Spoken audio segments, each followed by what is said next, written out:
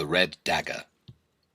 Wat Tyler, John Ball, Joanna Farrour, the Peasants' Revolt, and the City of London's weapons of mass destruction. London's symbol for the hub of global finance in the city, shown on the city's flag to convey heraldic grandeur, comes from a blood-soaked dagger that killed the rebel Wat Tyler, for Tyler had challenged London on behalf of the poor. The dagger survives, and it's on display in Fishmonger's Hall, in the city's secretive mini-state within a state. Its red silhouette is on the city's coat of arms like a trophy, as if Tyler's murder was something to celebrate. But the 100,000 marching on London in 1381 were serfs objecting to being kept as virtual slaves by feudal equivalents of corporate power, whereby people were caught and taxed to death just for being alive. 100,000 of those on whose exploitation the wealth of feudal society depended, from ploughmen to carpenters to cowmen to sheep shearers, trapped by a bondage that only death ended. So their spokesman Wat Tyler demanded equality. All men should be free, and of one condition. We will be free forever, our heirs and our lands. But instead of sympathy, he aroused suspicion. Wat Tyler was rocking England's power elite to the core, through his opposition to the Statute of Labourers. This law kept freeborn Englishmen tied to landlords, whom Tyler would expose as procurers and plunderers. It laid down a fixed maximum wage which employers needed to pay their workers, already reduced by poll taxes levied on every man, woman and child, in an insidious system of systematic abuse. Labourers were forbidden to withdraw their labour, or even to discuss their conditions. To combine together to ask for better wages was illegal, and if you escaped your feudal lord, you faced prison. In his poem, Piers Plowman, the poet William Langland depicted life for manual workers who were landless. They cursed the king and all the king's justices for making laws to grieve labourers. They'd no rest. On May the 30th, 1381, an insurrection was kindled in Brentwood. Essex villages had been making minimal poll tax returns, so royal poll tax commissioners, backed by soldiers, were sent to inquire into their subjects' impudent lack of concern. The unexpected result was that royal clerks and soldiers were ejected from half a dozen villages, as hundreds of poll tax defaulters bonded together to fight what they regarded as state-sanctioned pillage. England's villagers were tired of working morning till night for the benefit of the lord of the manor, unable to buy or sell, move or marry, or grind their own corn without fines and fees and permission from the master. The villagers were unimpressed by the commissioner's status. One was Sir Robert Belknap, Chief Justice of the Common Pleas. Belknap was made to swear on the Bible he'd never take part in any further oppression, and then released. But the poll tax commissioners persisted in their bullying, and although children under 16 were excused, invasive searches were conducted, and any signs of pubic hair meant that the despised tax could be imposed. In the village of Fobbing, the tax collector was met by the inhabitants brandishing longbows and axes. The people of Fobbing would only pay him with arrows instead of their coins of the realm for his taxes. The rebellion quickly spread with more collectors attacked, then shifted to Kent, where Maidstone Castle was torched. With Wat Tyler elected leader, the rebels took Rochester Castle before heading for the power base of a land-owning church. Despite his gathering support from several thousand, Tyler knew that the rising was lacking John Ball. So he stormed Maidstone jail to release the mendicant priest, locked up for preaching a radical revolution for all.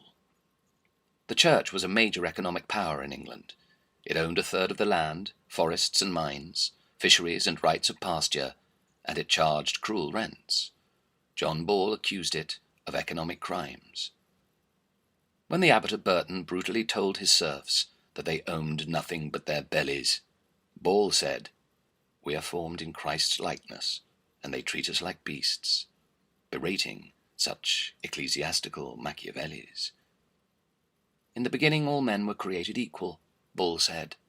"The servitude of man to man was introduced by the unjust dealings of the wicked and contrary to God's will." Then he'd describe how natural justice was traduced. For if God had intended some to be serfs and others lords, he would have made a distinction at the beginning. Now, like a good husbandman, tilling his field and uprooting the weeds that destroy the grain, they should kill the great lords of the kingdom.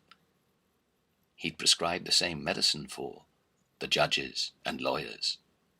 When the great ones have been cut off, Ball glowered, all men would enjoy equal freedom.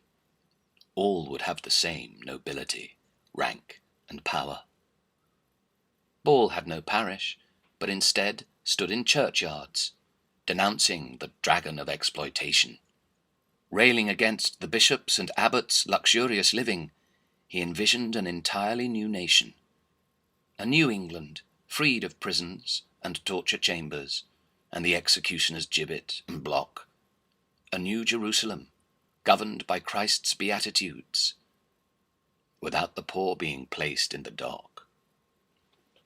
He was to preach his message for 25 years, about how life in England might be bettered, despite his frequently being jailed, then excommunicated. To his listeners, he was the people's shepherd.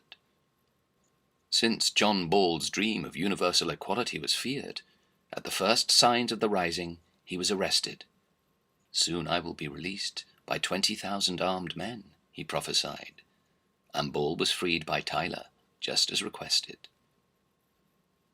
Then Wat Tyler and John Ball burst into England's cathedral and told Simon Sudbury, Archbishop of Canterbury, "We're here to depose you. We can talk to God directly. We don't need you as our overpaid intermediary." Ball sent messages in rhymed couplets to village after village, each urging insurrection. "John Ball greeteth you all. Understand he hath rung your bell. Come with right and might, and will and skill, and free yourselves from hell."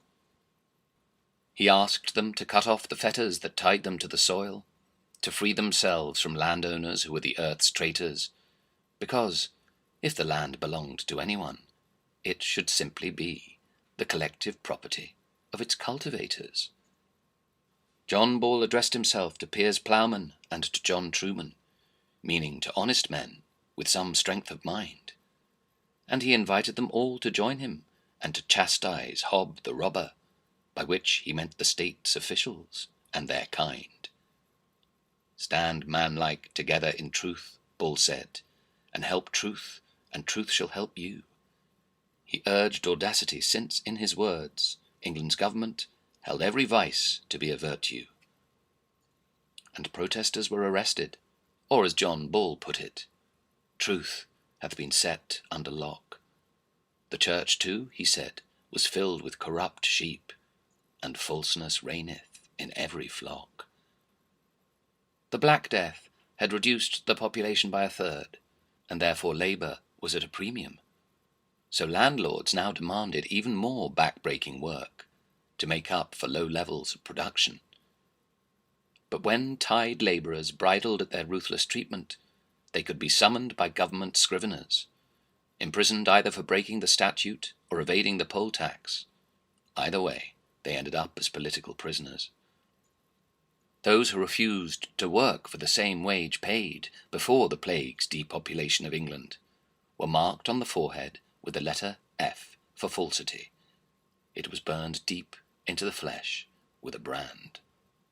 On 10th of June, Joan Hamcock and Agnes Jakin spoke out against their lives which employers tried to take, only to be fettered and manacled in Canterbury Castle until Tyler and Ball were able to stage a jailbreak. On June 16 in Cambridge, a woman named Marjorie Starr denounced poll tax demands as the devil's works. She seized them, burnt them, then tossed their ashes to the wind, crying, "Away with the learning of clerks."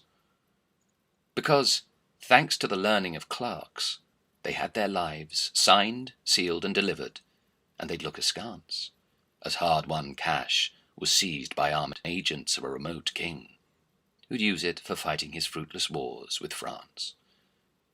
When the rebels invaded the houses of great landowners, the first place they went for was the muniment room, filled with the deeds and documents relating to their serfdom. Papers and parchment fell victim to the rebels' new broom. The rebels gathered more followers and overran the Tower of London, freeing prisoners from dungeons and from chains. They found the king's treasurer, Sir Robert Hales, clutching his coffers, and relieved him of his ill-gotten gains.